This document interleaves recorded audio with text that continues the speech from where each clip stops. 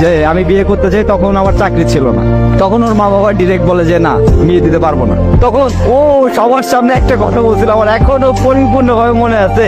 আমি ওর সাথে চলে যাব, ও আমাকে যদি রাস্তায় নিয়ে রাখে তাতেও আমি থাকবো। তোমাদের যদি ভালো লাগে তোমরা আমাকে দিতে পারো, আর যদি না দাও আমি নিজে চলে যাবো, আমাকে আটকাতে পারবো না। তো তখন কথাটা শুই না, মানে এতটা ভালো লাগছিল আমার, আমি আসলে বলে বোঝাতে পারবো না যে এত ভালোবাসতে পারে কেউ।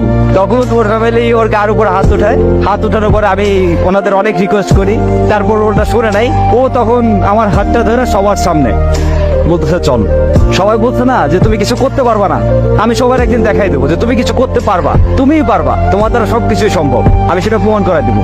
আমার কেন জানি ওর পর থেকে নিজের ভিতরে অন্যরকম শক্তি কাজ করতে থাকতো যে না, আমার কিছু একটা করতে হবে, আমার কিছু একটা করে দেখাইতে হবে।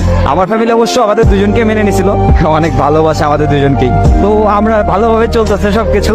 আমার ওই যে জেদটা, যে আমার বউ বলছিল যে না, তোমার কিছু একটা করে দেখাতে হবে আর তুমি পারবা, সেই জেদে আজকে আমি অনেক ভালো কিছু হয়ে গেছি জীবনে। একটা জিনিস কি জানেন, খুশি থাকার জন্য টাকা পয়সার দরকার হয় না। টাকা পয়সা আজ আছে কাল নেই, টাকা পয়সা আজকে নাই তো কাল আসবে, আসবে কিন্তু কিন্তু এমন একটা মানুষ দরকার, এমন একটা ভালোবাসার মানুষ দরকার, যে মানুষটা আপনার শেষ অবধি আপনার পাশে থাকবে, আপনার কাছে থাকবে, আপনাকে ভালোবাসে, আপনার হাতটা শক্ত করে জড়াতে রাখবে। মানে যেমনই পরিস্থিতি হোক, যেমন অবস্থা হোক, সে মানুষটা সবসময় আপনাকে বলবে যে আরে আসি তো, তুমি টেনশন করতেছো কেন, আমি আসি না, তুমি ভয় পাও কেন, আমি কি চলে যাইতেছি, তুমি এত কিছু করতেছো তো শুধু আমার জন্য। তাহলে আমি যদি এতটুকু এই সামান্যতায় যদি থাকতে পারি তোমার কাছে, তাহলে তুমি কেন থাকতে পারবে না, তাই না?